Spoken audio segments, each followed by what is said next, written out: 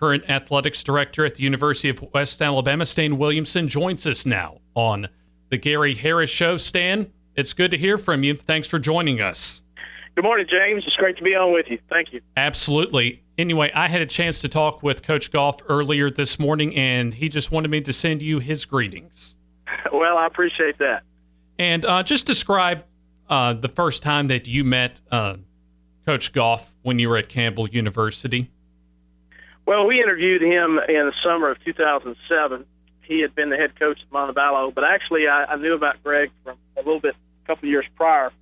Interestingly enough, a friend of mine who's now the AD at Southern Mississippi, Bill McGillis, was at Evansville University and looking for a baseball coach, and we had a conversation about Greg. Now, obviously, he didn't end up going to Evansville or anything like that, but we had a conversation about Greg and his background and his abilities as a coach. And a little bit later, in the summer of 2007, is when I interviewed him, and we ended up hiring him at Campbell University. Greg is an outstanding young man, and the question was, as a younger person, was he ready to be a head coach, and what could he achieve? But it became very clear his passion for the game and his intensity for the game were special. Were there any other areas when you were deciding on a head coach, baseball coach at Campbell, that impressed you about Greg Goff? Well, he has interestingly enough, as passionate and intense as he is, he's a fairly laid-back guy. So the average day-to-day stuff, he's pretty laid-back and easy to get along with and not too tough. But I tell you what, when he hits the diamond, it's a different level of intensity.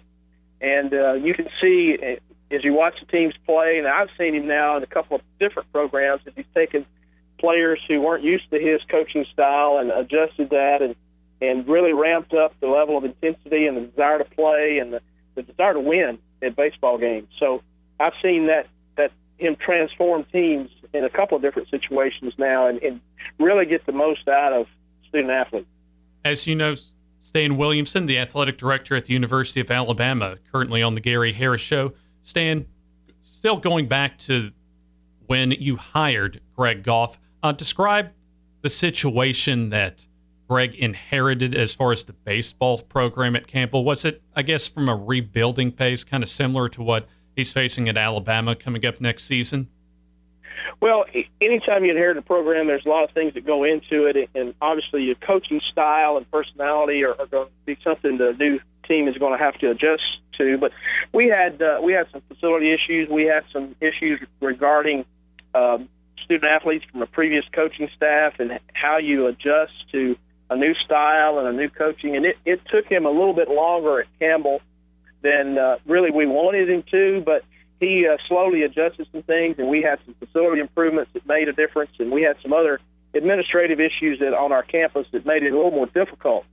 So it was his fifth year at Campbell before he really hit stride. And, of course, he had 3 40-win seasons in a row to finish out his time at Campbell that were really indicative of what his teams could do and how he produced it. And, there are a lot of good coaches out there, and I think there are a lot of coaches that have taken that job and produced a 40-win season. But to do it 3 years in a row was quite an achievement. And I think that's what got the attention of Louisiana Tech when they hired him in the summer of 2014. Greg has a way of expecting a lot of players. And, James, as you know, my wife is coordinator of officials for the Big East and American conferences for women's basketball, and she has a chance to see Gino Auriemma, and women's basketball coach. And, of course, many of your fans have seen Coach Saban, and those are guys that really expect a lot of their players, somehow figure out a way to ramp up what they can achieve, as well as showing them the desire they have for them to succeed on and off the field. And Greg has that ability. He has strong requirements for his players. Just to give you an example, when Alabama does hit the field next year, you're going to see a runner at first base. I doubt you'll see a runner mosey back into the first base as the pitcher throws it to first to keep it close. Greg requires them to be as maximum the lead as they can get and still be able to get back. So that means you'll have guys at first base that will dive back into the bat. Not every coach requires that of kids, but Coach Goff does. He's got any number of keys on right-handed pitchers, left-handed pitchers, pitch count, etc. And that's just an example of the types of things he requires of young men as they play the sport, which all coaches know those things are important, but to get it out of kids and to make them do the things you want them to do is a skill that not every coach has. Describe in an administrative role how it was like working for Coach Goff. Well, as I said before, he's a fairly laid-back guy in terms of general personality, and he and I got along well. In fact, he and I are close friends. And in fact, my son was a freshman at Louisiana Tech this past year and worked with the baseball team because Coach Goff offered him an opportunity. And my family's from that area, so I had a chance to visit with him a few times a year, just going back and forth. But so he and I are friends. And so my relationship with him goes beyond just a boss and a coach. But so we got along well. He's an avid fishing and hunting guy, and he loves those type of things. But his primary goal is to win baseball games. And as an AD, I like that. As an AD, I want somebody who's living and breathing the game day in and day out. And most coaches do, but Coach Goff has a little bit extra about him in terms of passion and intensity, and somehow figures out a way when he hits the field, turn it on. Most of the administrative issues that I dealt with Coach Goff are relatively easy. There's always a desire to want more, especially when you're in a mid-major program. But he's able to make the most of what he has. And, one of the things he told me, we talked a lot about what it took to be successful. And, it was taking longer than we had wanted at Campbell, but he ultimately got to where he wanted to go. And then when he got to Louisiana Tech, we had a conversation before last season. He said, it's not going to take as long here at Tech to get to Campbell. And he was exactly right. He was able to get a lot of his players in place that bought into the program, that knew what he wanted to accomplish, and he really had a team pulling together toward the end of this season, and, of course, went on a great run through the regionals, and I probably got more out of this group of players than anybody could have. So what was your reaction when you first heard that Coach Goff was going to come to Alabama? Well, I was certainly happy for him and Tina and the whole family. It's a great opportunity for him, and I think it's a great opportunity for Alabama. I think he's a great fit. I think he'll be a great coach. Now, he'll have to make some adjustments, and depending on where they are in terms of talent and recruiting, and getting the players to buy into the system and those type of things will depend on how long it takes him to be successful. But I think, obviously, at Alabama, with the facility as it is, being brand new and absolutely fabulous, and the resources they have, he's going to be playing in the toughest league in college baseball in the SEC. But I do think Coach Goff has the skills to make that program successful at a level that Alabama fans will be proud of. I do think he'll be in regionals and have a chance to go to the College World Series and those type of things. I don't know if it'll take him 1, 2, 3 years, whatever it might be, but I do think he'll move the program in that direction. So do you think, relative to his experience then at Montevallo and then at Campbell and also at Louisiana Tech, that he's ready to take on a job at the SEC level? Oh, absolutely. Absolutely. I think he has the skills, and ultimately it comes down to teaching the game to young people. And I think, he'll have to work with the kids that are in place and the new recruits to make sure he's got a squad that buys into what he's trying to do. But I don't think Coach Battle or any of the other folks at the administration at Alabama are going to have to worry too much about baseball. He's going to take care of that, and I'm sure they'll take care of the end of supporting him and the baseball program in a way that you'll see a lot of success out of Alabama baseball in the years to come. You mentioned Greg Goff being a good fit at Alabama a little bit earlier as we're talking to UWA Athletics Director Stan Williamson here on the Gary Harris Show. You mentioned about Goff's fit at Alabama, and just give us an idea. You've been through the process of having to hire a coach at your stops as an AD. Just fill the audience in on the characteristics and really the factors that an athletic director has as far as looking for a head coach during the search process. Well, you always want someone that's going to fit in your community, fit on your campus, that's going to only enhance what you've done to this point. You don't want a coach that's going to move backwards and things like that. And as he's inherited a couple different programs now, he's learned how to take what's there and make the most of it and move forward. And that's what you want in a coach. first of all, my first question I have for coaches, everybody knows the game.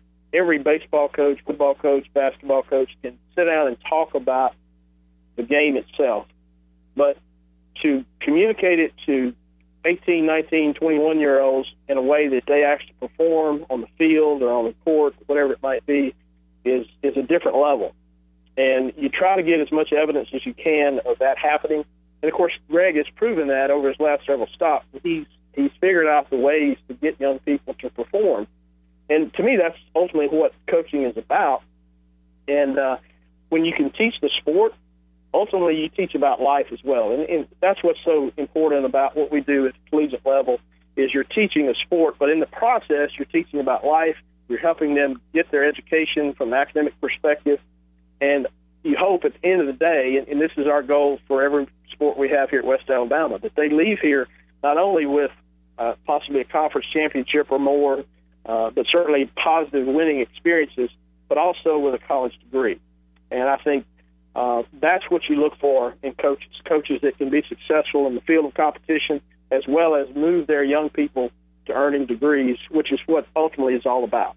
And then as continuing on the search process, as far as gathering your information on a head coaching candidate, what sources of information do you go to as far as making an informed decision on the next hire? Well, obviously, every coach has references, and you speak to those. Greg Goff worked for a great coach in Kentucky at Coach Madison, and he was not only a great teacher of the game, but was a great person. You find out about people's personality. And most coaches and most ADs are going to tell you nice things about people, but when they can give you that little extra, this guy's a winner, this guy really knows what he's doing, of all the people I've worked with, those type comments mean a lot. And whether they're references are provided by the coach or just people that have had contact, that's where I get most of my information is, I've got friends in the business as well as the folks at Alabama and other places that have had direct contact with coaches, and they know what they're about. They know their personality, and they know what they've been able to do with student athletes, and how they treat them, and what kind of things they've been able to get out of them. So you learn a lot by talking to people that have worked with them. It's not always the direct report. It's not always the AD. It may be the athletic trainer. It may be an assistant coach in another sport. You never know. But you can learn a lot by talking to people in the business, and especially people that you have a personal relationship with. And then you mentioned your current school, the University of West Alabama, transitioning to Livingston. I'm interested in finding out this. What was your reaction when you first saw Malcolm Butler make that play in the Super Bowl a year and a half ago against Russell Wilson?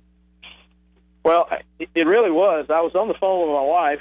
She was traveling, and we were talking, and I said, "Oh, my gosh, you're not going to believe what just happened. Malcolm Butler just intercepted the pass in the end zone, just won the game." What a tremendous thrill for Malcolm and what he achieved. And I knew how hard he worked, and I knew what a great person he was and he is. So it was great for him. And then I realized what that meant for our university and how Twitter blew up and text messages and emails and just what a great exposure it gave to our university. And the truth is, his season last year was nothing short of outstanding in being chosen for the Pro Bowl. So we're very happy for him and the opportunity he's had, and continue to work with him. In fact, I met with some of his people just last week about continuing to work West Alabama and make his impact not only on the NFL, but coming back and giving back to his university, which he's been gracious to do. So how often do y'all keep in touch with Malcolm? Fairly regular. He has, working for Coach Belichick, they keep him wrapped up pretty hard, especially this time of year as they're getting ready for the season and through the season. But we speak with him and his representatives quite often, and we'll continue to do so. I know y'all are gearing up for another big football season here in a couple of months. Just talk about, I know we've got a lot of UWA alums and supporters here in Tuscaloosa. Just give us an update on what's happening down in Livingston. Well, James, these last 2 years have been two of the most successful years in the history of the school, and we're very proud of that. In the 14-15, we were the GSC men's all-sports champions. This past year, in 15-16, we were second in the GSC all-sports race. So we've had success in the last 2 years. Men's soccer, men's cross country, women's cross country, men's basketball, baseball have all won conference championships. And just the year before, the football team had won a conference championship. And now we're in this will be Coach Brett Gilliland's third year, and we're very much looking forward to this season. Excited about what we're going to have. We've had a few, obviously, new recruits and transfers. And we've also added some assistant coaches, a few on the staff that we feel very good about, and looking forward to the season. We've got a good schedule coming up. It's a little tough. Coach Gilliland reminds me every day how tough a schedule we have for him, but I think he's up to the challenge and looking forward to a great season in Livingston. Well, Stan, I know it's a good 2 years that I had really to kickstart my career down in Livingston. It's been a great 15 minutes having you on. We appreciate having you on, and hey, send the folks back in Livingston my regards, and good luck this season. Thank you, James. We appreciate it. Have a great day.